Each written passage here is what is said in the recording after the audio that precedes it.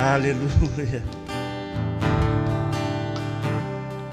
Pai, nós te agradecemos pela generosidade do seu povo. Cada dízimo, cada oferta, cada pedaço do seu próprio tempo, do seu próprio trabalho, que cada filho seu entregou aqui. Nós honramos e nós cremos em abundância sobre todos nessa igreja e também sobre a sua obra aqui, que parte daqui para alcançar todo nós. Pai, te agradecemos em nome de Jesus. Amém. Glória a Deus. Pode sentar, gente. Bom dia. Glória a Deus. Obrigado, gente.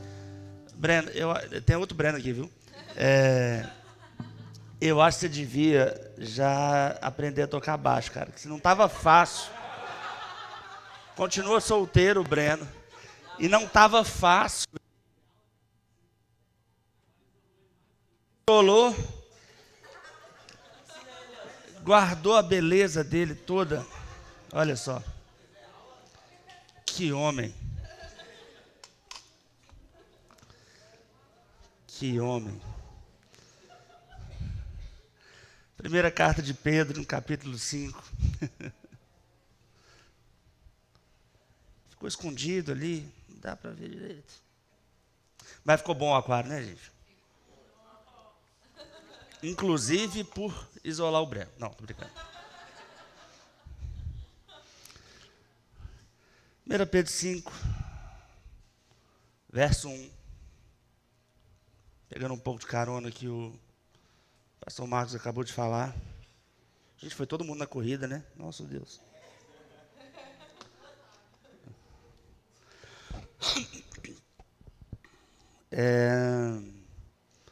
Portanto, apelo para os presbíteros que há entre vocês, e o faço na qualidade de presbítero, como eles, e testemunha dos sofrimentos de Cristo, como alguém que participará da glória a ser revelada. Pastoreie o rebanho de Deus, que está aos seus cuidados. Olhem por ele, não por obrigação, mas de livre vontade, como Deus quer. Não façam isso por ganância. Amém? Não fazer por ganância, guarda essa palavrinha, ganância. Mas com desejo de servir. Não hajam como dominadores. Está falhando? Tá bom? Está ótimo? Então tá. Não hajam como dominadores dos que lhe foram confiados, mas como exemplos para o rebanho. Amém, gente? Exemplos para o rebanho. E quando se manifestar o Supremo Pastor, vocês receberão a imperecível coroa da glória. Amém? Vamos lá. Esse texto, ele conversa muito com quem tem um chamado pastoral, né? E deveria, de fato, ser algo que está muito no coração de todo mundo que deseja exercer esse ofício. Pastor, será que eu sou chamado para isso? Será que eu não sou? É difícil saber, né? Mas se existe um desejo, é possível que existe um chamado. Amém? Paulo fala a Timóteo, no capítulo 3 da sua primeira carta, que aquele que deseja o episcopado, deseja uma grande obra. Então, parte do desejo mesmo. Às vezes, a gente pensa que as pessoas precisam se qualificar, e elas precisam se qualificar, né? Tem gente que deseja o ministério pelos motivos errados, ou porque deseja estar em evidência, ou porque tem uma falsa sensação de riqueza, né? De fato, o objetivo jamais pode ser esse. O que o pastor Marcos falou aqui é tudo verdade. A gente realmente precisa honrar as pessoas que pregam o evangelho, e quem dirige bem, né, quem se esforça nisso, é importante que receba uma honra, uma dupla honra nisso, mas o coração do pastor não pode ser o coração de alguém que busca dinheiro. Amém? Porque senão, algo pior acontece. Olha só, ele fala para a gente pastorear, não por obrigação, e não por ganância. Ou seja, não porque alguém está mandando a gente fazer, só porque me obrigaram a fazer o que eu faço, e não com o desejo de ganhar dinheiro. Veja que ganância, às vezes a gente acha que ganância é aquela pessoa que quer muito as coisas. Eu quero muitas coisas, eu quero muito. Mas, na verdade, ganância tem vários tipos de... Tem um leque muito grande, né? Tem gente que tem muito e quer muito mais. Tem gente que tem pouco e quer um pouco mais. Mas todo tipo de busca prioritária na sua vida, quando você prioriza a busca pelo dinheiro, é ganância. Jesus vai dizer isso. Olha lá rapidinho comigo em Lucas 12. Depois a gente volta aqui. Mas Lucas 12, 15. Jesus diz assim, cuidado. Então, lhes disse, né? Cuidado. Fiquem de sobreaviso contra todo tipo de ganância. A vida de um homem não consiste na quantidade dos seus bens. Amém? Então, Jesus ele já ensina, ele já nos adverte para a gente tomar cuidado contra todo tipo de ganância. Agora, olha só. Lembra que eu falei, ressaltei, em 1 Pedro 5, que Pedro fala, eu estou meio lento hoje. Não estou devagar? Você pegar.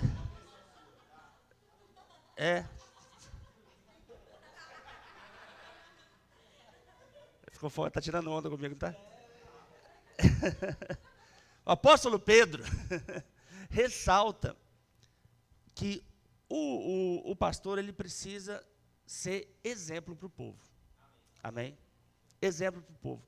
Por que o pastor precisa ser exemplo para o povo? Olha que pessoa né, exemplar, né? A gente olha, pastor Marcos, olha, meu Deus, um dia, né, quando eu encontrar com Jesus na glória, eu vou falar assim, eu já tinha visto a sua foto.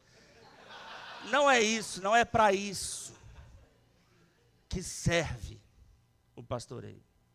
O pastoreio, servindo como exemplo, ele tem que servir de inspiração para que as outras pessoas que seguem esse pastoreio possam ser da mesma forma.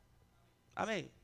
Ou seja, ganância é um problema sério para a nossa santificação. Amém, gente? Ganância é uma doença horrorosa que o mundo caído tem, justamente por causa de um efeito da queda, e que ele está muito ligado à idolatria. Vai lá em Gênesis capítulo 3, que eu vou te mostrar isso. A gente sabe que em Gênesis 2 tudo foi criado, os frutos, está tudo na mão, tudo tranquilo. Gênesis 3. A gente tem o diálogo com a mulher.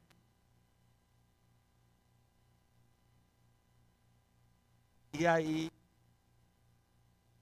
versículo 4, disse a serpente à mulher, certamente não morrerão. Deus sabe que no dia em que dele comerem do fruto proibido, né, seus olhos se abrirão e vocês serão como Deus, conhecedores do bem e do mal.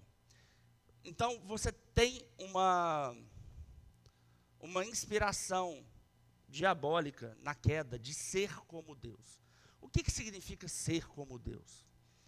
Na prática, para a nossa vida hoje, né? Quando o pastor Marcos falou sobre o dinheiro, e Jesus vai dizer em Mateus capítulo 6, da concorrência do dinheiro no nosso coração.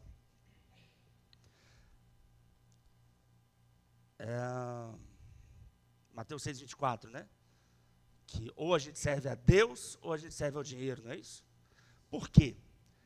Porque o mundo jaz no maligno. E o que controla o mundo hoje é o dinheiro.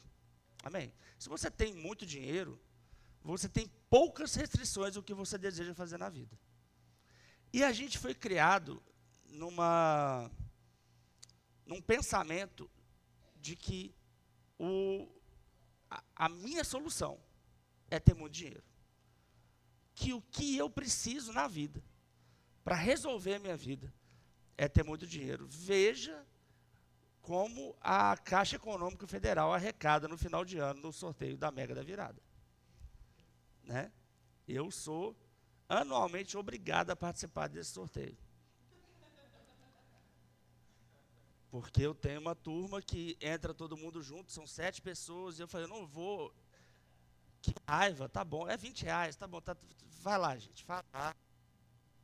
Imagina, que azar do pessoal ganhar e eu estar fora.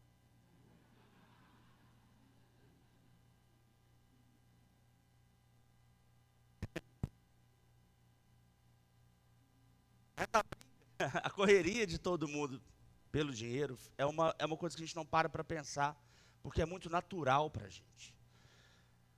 De forma que a gente chama de ganância apenas coisas muito extremas em relação a recursos. Apenas uma busca muito extrema que a gente chama de ganância. A gente não para considerar que talvez, somente talvez, no nosso natural, a gente coloque muito mais força na busca pelas riquezas do que a gente deveria colocar. Porque as riquezas são perecíveis. E aquilo que é eterno está no propósito de Deus para a nossa vida. Amém. E olha que interessante. O sistema que Deus desenhou para a palavra dele se desenvolver é um sistema que é baseado em interdependência e generosidade. Porque o sistema que a gente no mundo é ensinado a viver é um sistema de independência e avareza. Vocês estão comigo? Vamos lá. Por que independência? Porque a gente eu preciso ganhar o meu dinheiro, eu preciso fazer a minha vida, eu preciso ter a minha carreira, eu preciso vencer na vida, eu preciso fazer, independência. Eu preciso conquistar a minha independência, a independência financeira. A gente vê isso muito jogador de futebol, né? O cara está ganhando um valor absurdo por mês, e fala, não, eu preciso ir para a Europa, porque lá eu preciso conquistar a minha independência financeira. Você está dependendo de quem, querido? Ganhando 200 mil por mês, sinceramente.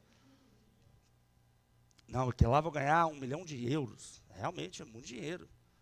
E aí, é sempre mais, né? É sempre mais. E a gente não vê nada de errado nisso. Né? Eu vejo. Eu vejo de verdade muita coisa errada nisso. As pessoas se perdem muito com isso. E, definitivamente, a independência não é o jeito que Deus deseja que a gente viva. Quando ele liberta o povo do Egito, ele leva o povo para uma terra e ele divide a terra entre as tribos. Cada tribo vai ter uma terra. E a tribo de Levi, que era a tribo sacerdotal, que era para eles, né, algo de muito essencial, porque foi Deus que os libertou, foi Deus que deu a terra, e era Deus que mandaria a chuva no tempo certo, era Deus que mandaria a colheita do jeito certo, amém, gente? Eles criam dessa forma e de fato era. Em Deuteronômio capítulo 8, existe uma advertência, olha, depois que começar tudo dar certo, não começa a dizer que foi a força do seu braço que conquistou essas coisas. Então ele fez um sistema que funcionava com as 12 tribos produzindo, inclusive no 7º ano, todo mundo descansaria o ano inteiro, o famoso ano sabático, e no 6º ano, a colheita seria tão abundante que ela daria para 2 anos.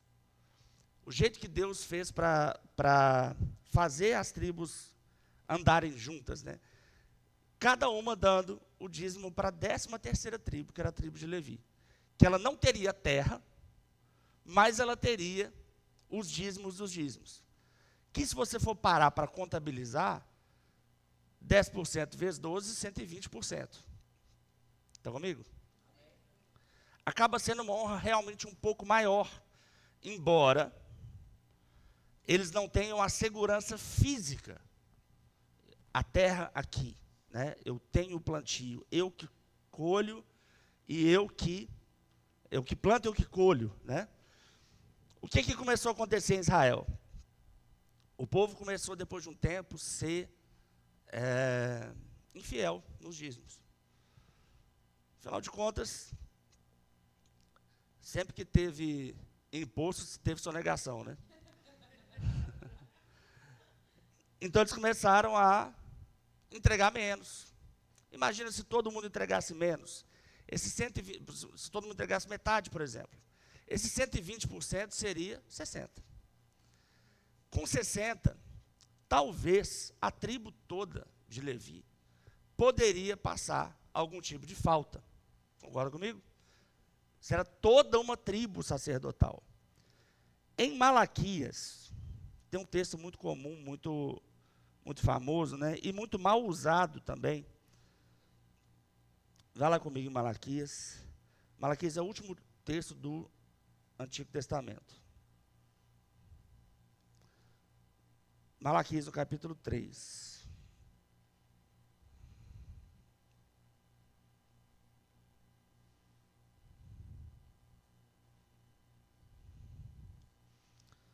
Deixa eu ver a partir de onde.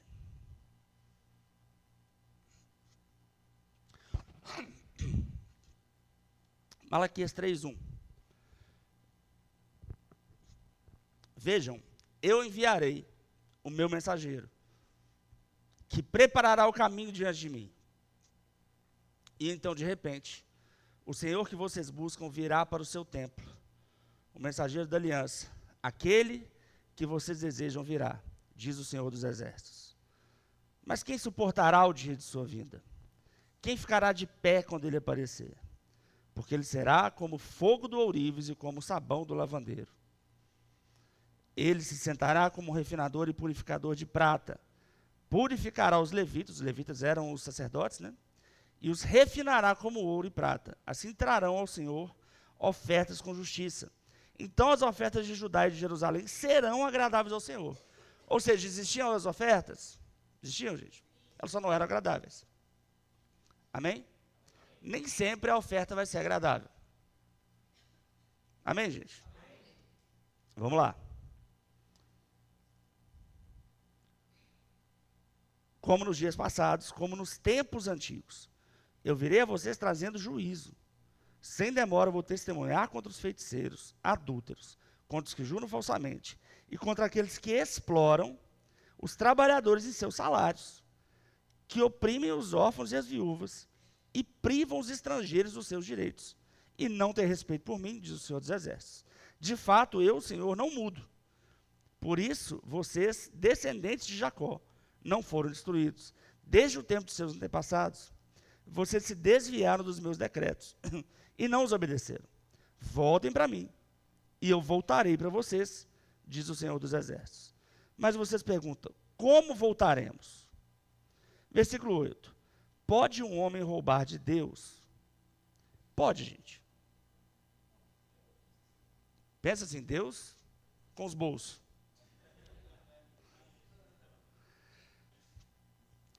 O homem pode roubar de Deus? É uma pergunta capciosa.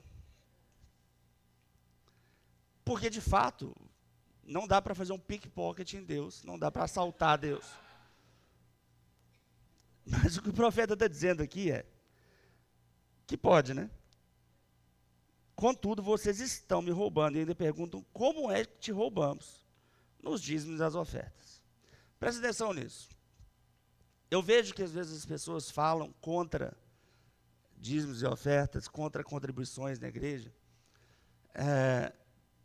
com base no pensamento de ganância e independência do mundo. Porque com o pensamento de ganância e independência, você cada um trabalha e cada um ganha o seu próprio dinheiro. Não é isso? Esse é o pensamento de ganância e independência. O pensamento de Deus não foi feito, o principal não é como o sacerdote vai se sustentar. Mas o principal é que esse processo de sustento tenha base em santificação.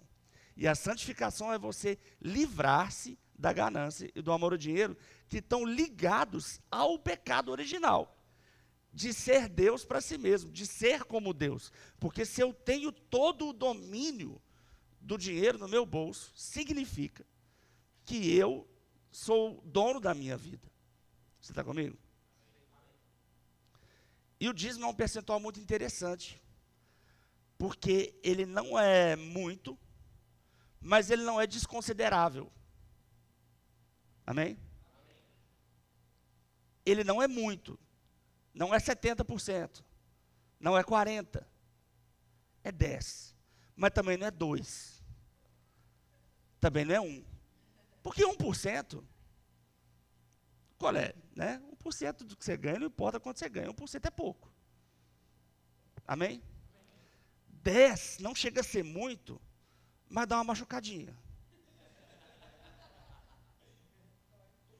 Dói um pouquinho. Você fala, cara, 10%. Mas, porque assim, 10% não vai salvar a sua vida. Não vai salvar suas contas. Mas vai te comprar alguma coisa que você está afim de comprar. Não é? Então, está envolvido naquele desejo que a gente tem. Né? Vocês estão bem, né?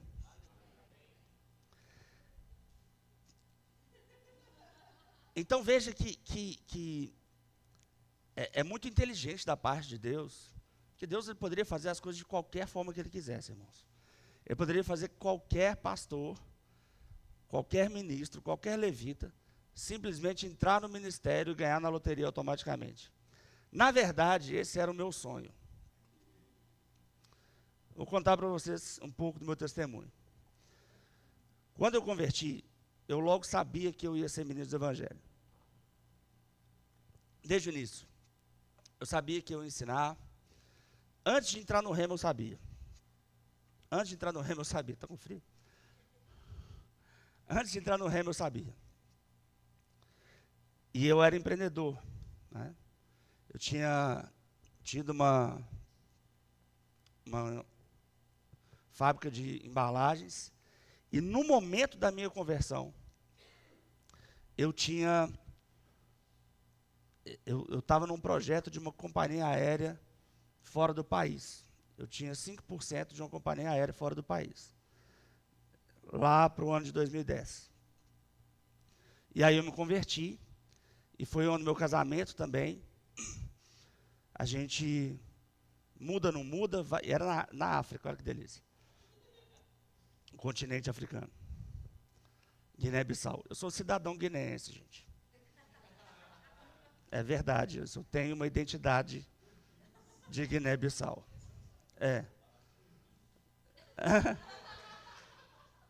Eu e Marcos, né? Tem um dos dois aqui que é guineense. Sou eu.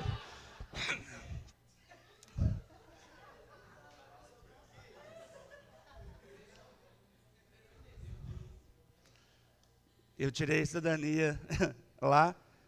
Foi muito demorado, sabe? Cheguei lá, a autoridade do país me pediu $100 e me deu a cidadania. Foi bem difícil.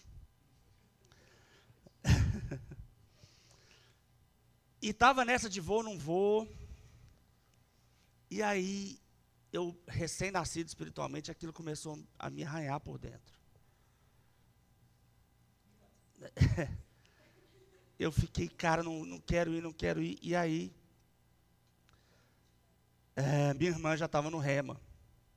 Estava formando o rema. E ela me mostrou um texto que salvou a nossa vida. Que era 1 Coríntios 5, que falava sobre associações. E os meus sócios não eram pessoas assim, eles eram cristãos, mas não pareciam. E são essas pessoas que a gente não deve se associar de maneira nenhuma. É melhor a gente se associar com uma pessoa que não é cristã do que uma que seja cristã e que seja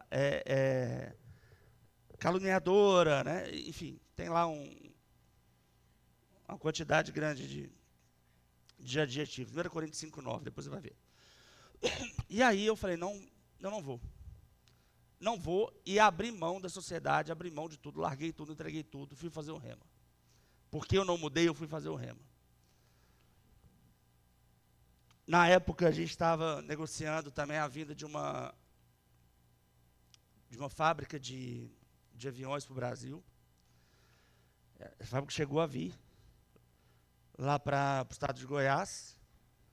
Eu tive numa reunião com o governo de Minas, como tradutor para a turma na época. E aí, quando saiu essa fábrica, lá nessa mesma época, eu ainda tive um convite para ir lá para, eu acho que era Anápolis. E eu ganharia o dobro do que eu ganhava para estar lá em Anápolis. E eu não quis, também porque arranhou e eu fui fazer o rema. Amém? Formo no rema, 2012. 2013 vou fazer a escola de ministros. E aí eu estava no empreendimento fui procurar outra coisa, de importação. Eu estava com a fábrica, mas não estava querendo mexer com a fábrica mais. De importação de isso, filme e um produto novo que você colocava em cima do carro, você arranhava, ele jogava água quente e voltava ao normal. Espetacular, inclusive. Mas também, falei, não posso continuar fazendo isso. E larguei e fiquei na igreja, sem receber nada, por 1 ano e meio. E Deus me provendo de outras maneiras. Eu fazendo consultoria para uma empresa que um cara estava precisando resolver uma coisa grande lá, um médico, nefrologista lá de Belo Horizonte. Enfim, foi uma época que eu passei ação nessa área financeira. 2014 e 2015. O ano de 2015 foi o ano que eu fui licenciado ao ministério. Eu fui licenciado em setembro. Eu ganhava um salário mínimo na época, na igreja. A Natália já tinha ido também para a igreja. Aí a Natália também teve uma ideia maravilhosa. Ela largou o trabalho dela na agência para ganhar menos da metade também na igreja.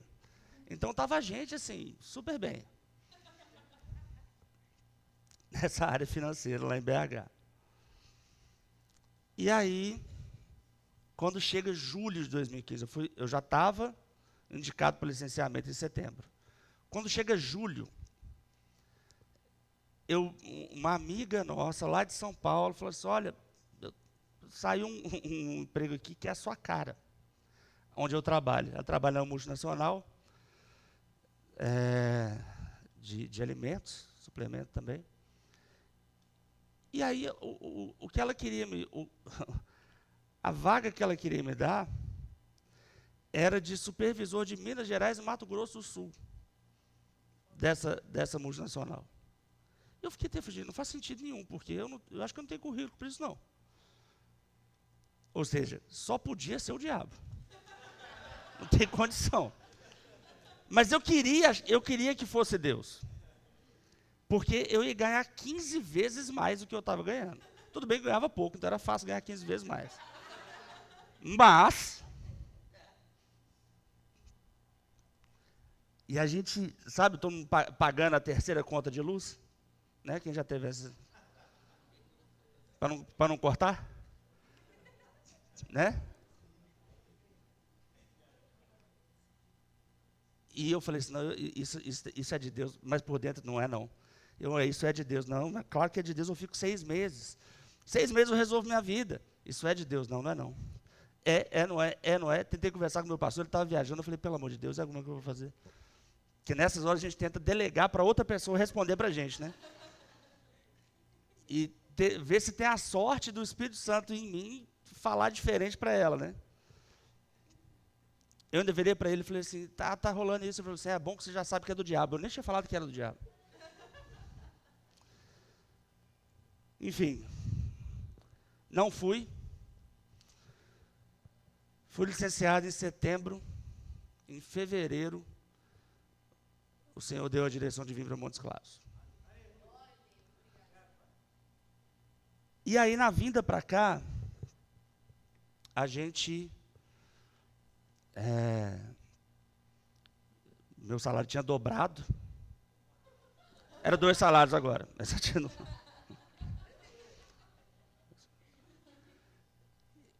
E aí, a igreja de BH nos enviou para cá, para a gente começar a obra até funcionar. E aí, com uma ajuda que eles iam nos dar, a gente ia dar uma respirada melhor. Afinal, graças a Deus, agora a gente respira. E aí, começamos a vir com o Marcos e Jaque para cá. Marcos e Jaque começam a procurar um apartamento, não acha, não consegue, e o povo das imobiliárias de Montes Claros queria, né, 2 fiadores com imóvel, uma foto sua com Roberto Carlos, sem a perna. Assim, era difícil. A gente conseguiu porque os pais da Natália são ótimos fiadores. Os do Marcos não. Os meus também não, mas... Aí eu falei com o Marcos e Jaque, falei, gente, fica lá em casa então. Né? O Marcos estava com... A gente se conheceu há 1 ano, viu, gente? Da igreja, servir junto. Não jogamos bola a vida inteira, não.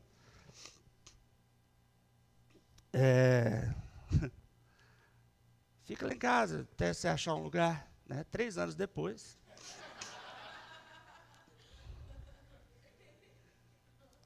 Quase 3 anos, né? Foi.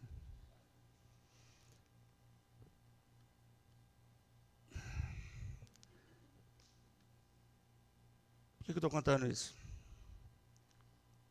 Primeiro porque o nosso negócio no pastoreio nunca foi dinheiro. Nunca foi, nunca vai ser. Amém. O Senhor sempre nos sustentou também.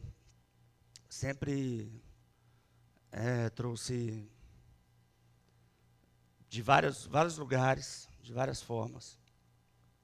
2017 que estava mais difícil, né? Porque e aí o negócio que o Marcos veio fazer aqui não deu certo. A gente achou que ia sair algumas aulas para ele, não saiu. Então 2017 foi um ano que a gente ficou crendo. Explico melhor amanhã no treinamento pastoral. Se não vier, depois eu te conto.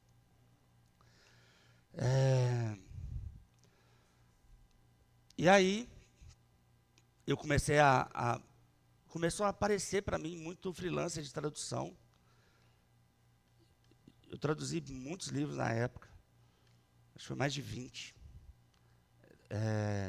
Do inglês para o português, do português para o inglês, que ajudou a manter a gente.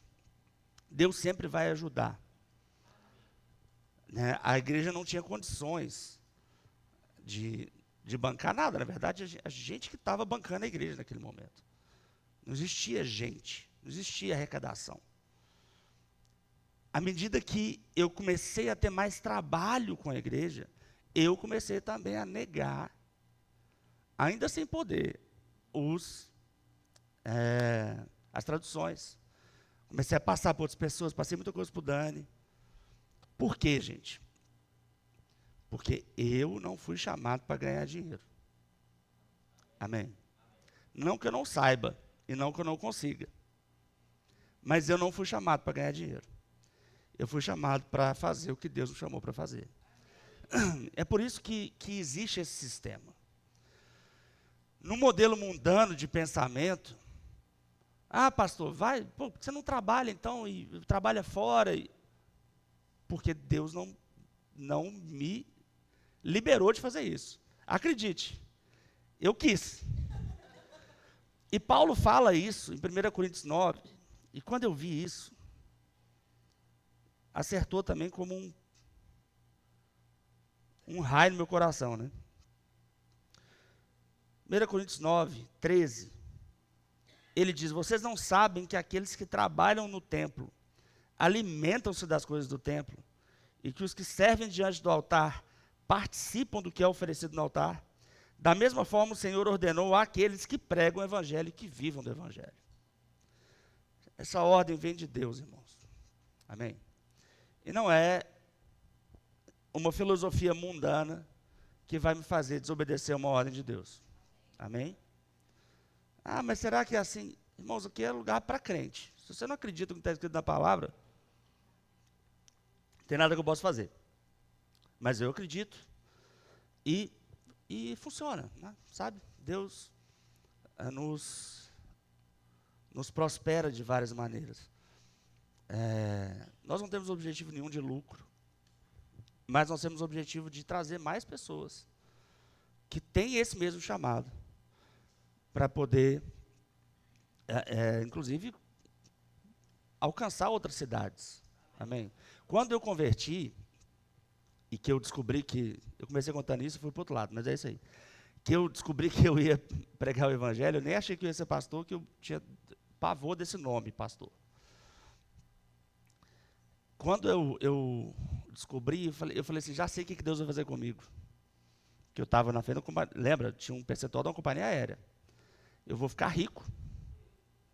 Eu vou vender a minha parte e eu vou para o tempo integral sem depender da igreja.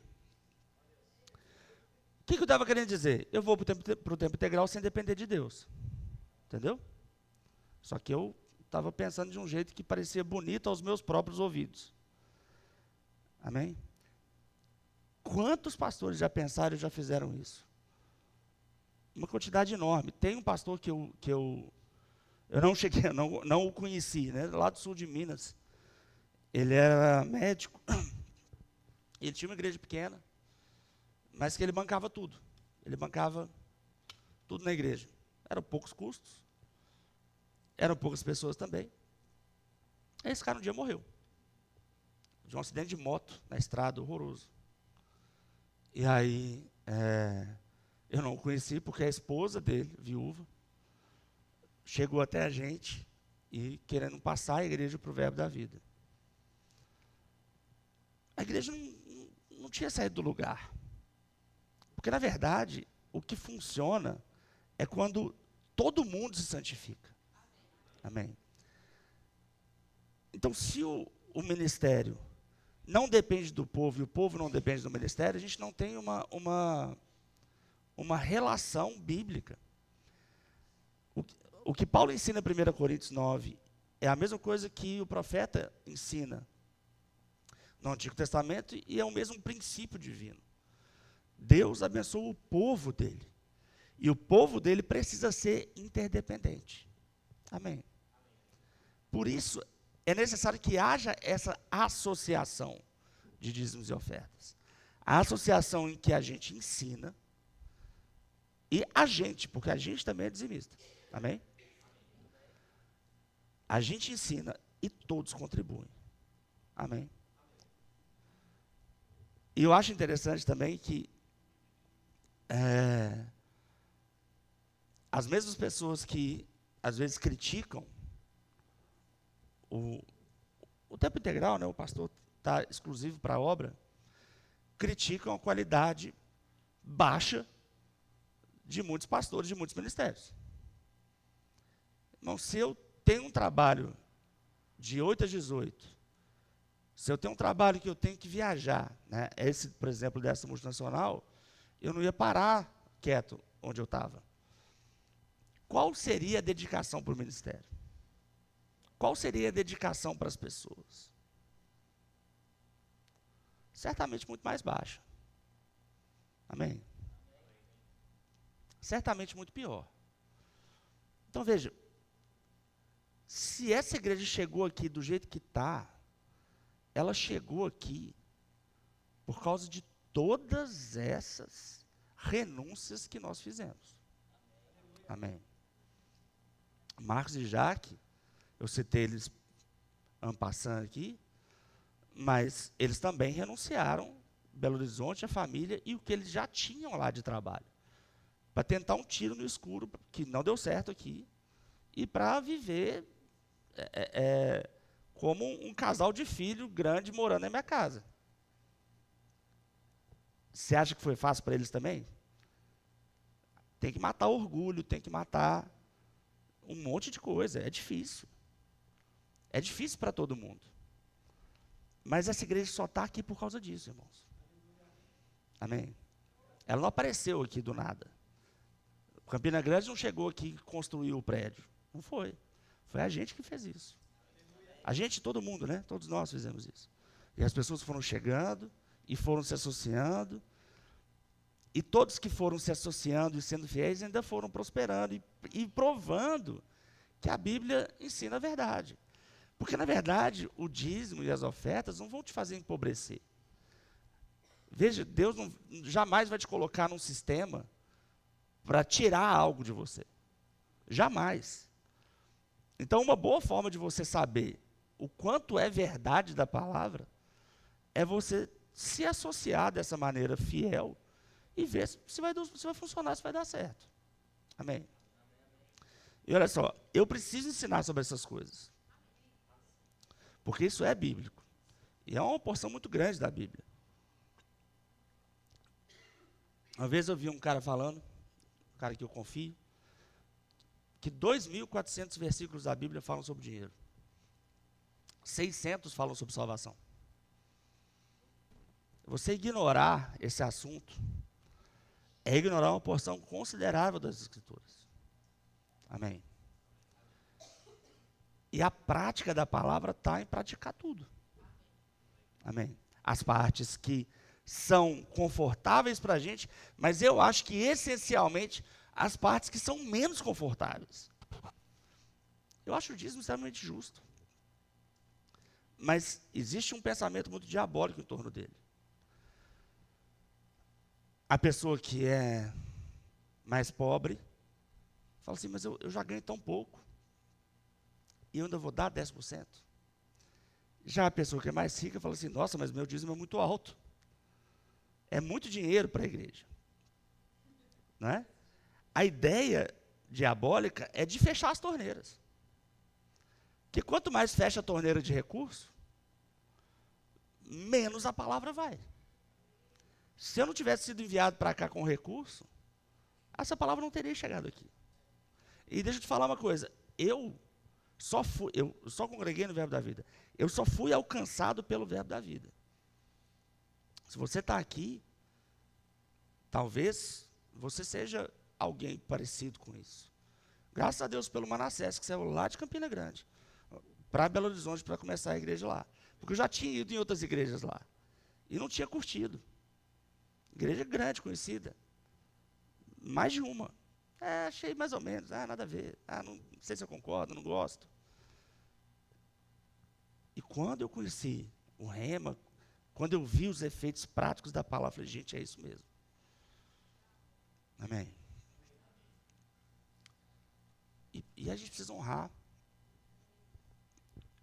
Honrar esse ministério, essa visão, essa palavra. Eu sei que vocês são fiéis, amém? Só estou te dando uma base maior para você permanecer fiel. E praticante, né, da palavra. Porque se a gente obedece ao diabo e fecha as torneiras, que é o que Tiago fala, né, Tiago 5, você reter fraudulentamente o recurso que é para o crescimento da palavra. É um dano para todo mundo, é um dano para quem não consegue. Gente, se tem um negócio que é difícil, é pregar a palavra da fé com dificuldade financeira. Acredite, eu já fiz isso. Então, a infidelidade do povo, ela pode trazer até um efeito ruim em relação à pregação da palavra. Vocês estão entendendo? Eu estou te explicando bem prático. Sabe, eu nunca vi e nunca ouvi falar de alguém fiel, arrependido. Fiel nos dízimos, nas ofertas, arrependido. Porque Deus prospera na prática da palavra dele. Se ele te dá uma instrução, e aí que ele vai dizer em Malaquias, né? No versículo, capítulo 3, no versículo 10, ele fala: tragam um dízimo todo ao depósito do templo, para que haja alimento em minha casa. É para Deus o dinheiro? Não. É para quem? Para o sacerdócio.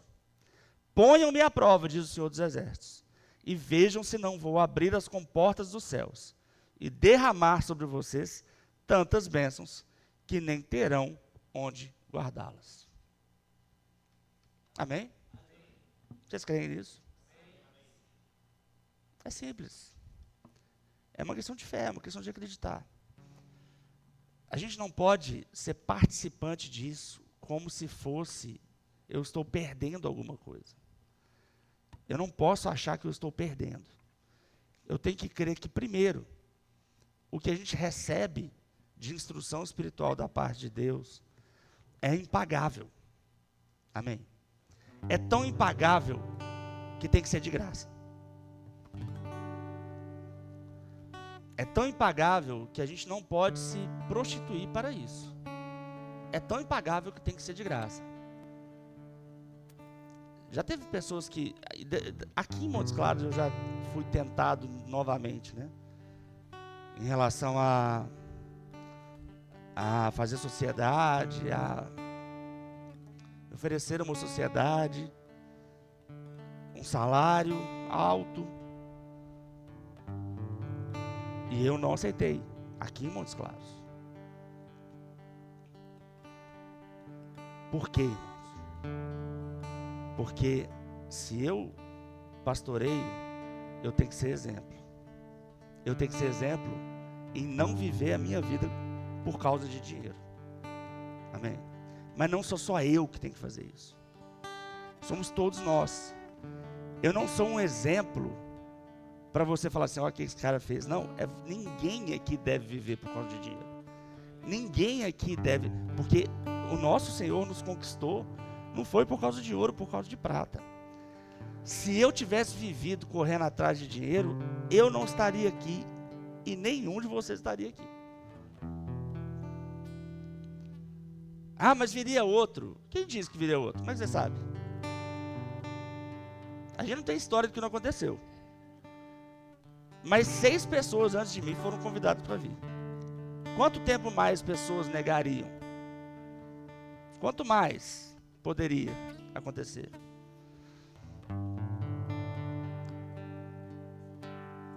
E quanto tempo demoraria para as coisas acontecerem? E dependendo do pensamento de quem viesse, será que as coisas teriam acontecido como aconteceram? Enfim, não dá para saber. Amém? Então o que eu estou ensinando hoje é sobre ganância. Cuidado com todo tipo de ganância. Cuidado para não viver a sua vida e determinar o que você vai fazer ou deixar de fazer por causa do quanto você vai ganhar ou deixar de ganhar. O mais importante é o que Deus te chamou para fazer. Pastor, o que é que Deus te chamou para fazer? Não sei. Não sou vidente, não. Você que vai descobrir. Eu descobri. Mas eu descobri, mas eu meio que sempre soube. Talvez você saiba. Você vai desenvolver isso cada vez mais. Mas o mais importante é que você entregue o destino da sua vida para o Senhor. Amém? A dificuldade que a gente tem de entregar o destino da nossa vida para o Senhor é o medo da falta. Será que eu vou estar suprido? Será que eu vou fazer o que eu quero? Será que eu vou ter o conforto que eu posso ter? Não é isso. Por que as pessoas têm dificuldade de falar assim: eu vou fazer o que Deus chamou para fazer? Deus chamou você para fazer uma coisa.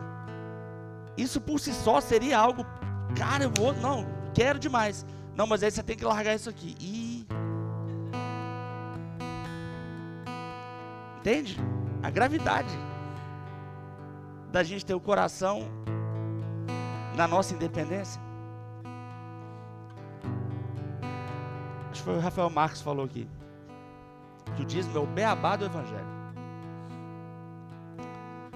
Nós somos chamados para entregar a vida para o Senhor. A vida é 100%. Dízimo é 10 de dinheiro, é 10 de recurso. Se você não consegue dar 10 de recurso, você não vai dar 100 da sua vida. É uma matemática muito simples, gente. É uma lógica muito perfeita, não é? Não, eu dou minha vida sim, mas isso não é. Mas como é que faz sentido isso? Então, a contribuição, ela é um sinal. Eu falava uma coisa que eu tinha aprendido, mas eu estava errado. Presta atenção nisso. Que eu estar errado é algo muito raro. Extremamente raro. Eu repetia, o bolso é a última parte que converte. Já deve ter ouvido isso. Eu estava errado em repetir isso. A pessoa só converte quando o bolso converte. O jovem rico de Lucas 18, ele praticava tudo que a palavra dizia para ele praticar. Jesus não pediu 10%, não. Jesus pediu tudo dele. Falou assim, dá tudo para os pobres e me segue. E ele não quis. E aí Jesus falou assim, tá vendo? Rico não entra no reino de Deus. É difícil demais, olha aí. Aquele jovem, ele teve uma sentença da parte de Jesus. Não foi Jesus que o sentenciou, né? Mas foi a sua própria incredulidade. Jesus disse, esse cara não vai ser salvo. Porque ele não quis dar tudo. Você está entendendo a gravidade disso? Primeiro, por que eu preciso ensinar? E segundo, porque você precisa pensar sobre isso, meditar. Não acredita só em mim, não, vai estudar. Vai ler o que a palavra fala sobre isso. Amém? Nós vamos ter um ministério grande, gente, próspero, e que pessoas boas de serviço vão estar aqui. Já tem pessoas muito boas de serviço aqui, no nosso tempo integral, né? A Carol e a Aline têm mestrado nas áreas dela, o Dani também. Ignorante aqui é eu e Marcos, ó. Botei o Marcos no bolo do ignorante.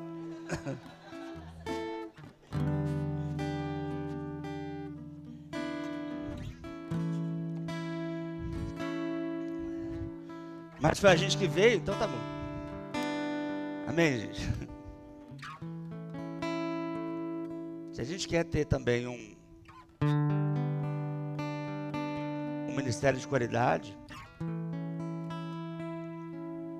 coisas boas têm preço. Esse pessoal que é avarento com a igreja tem um tipo de pastor, com todo respeito a eles e aos outros ministérios, que é o cara que não conseguiu fazer mais nada da vida. O que sobrou para ele foi pastor da igreja. Estou mentindo? Não é o nosso caso. Bem, a gente está aqui porque a gente ouviu um chamado, porque a gente veio aqui. E esse chamado foi para alcançar você. Amém?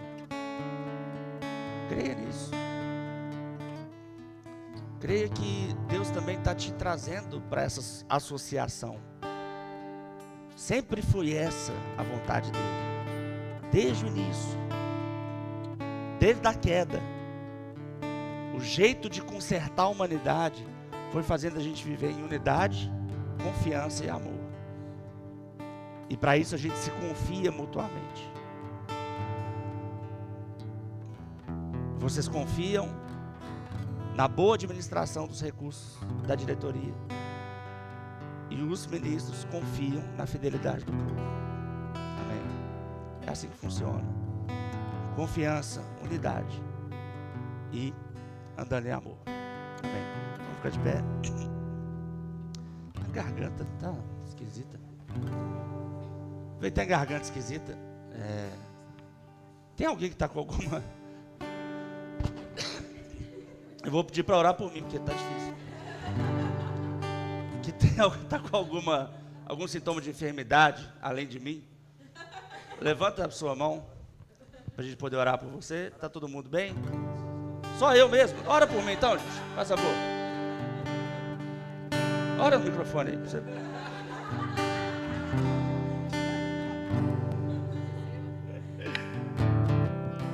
Pai, obrigado, Pai, porque nós sabemos que o Senhor já levou sobre si todas as nossas dores e enfermidades.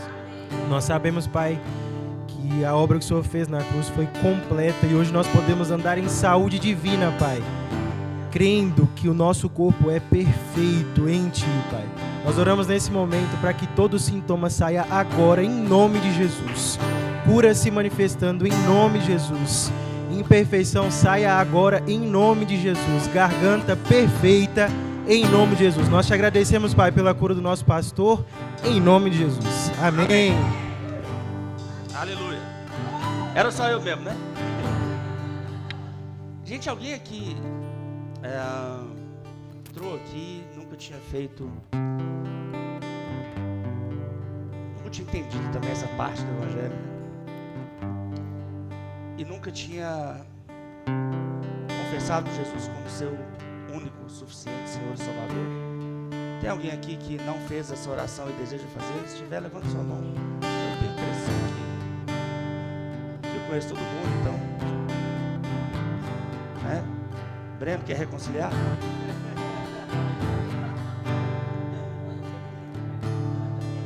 Chegou de graça.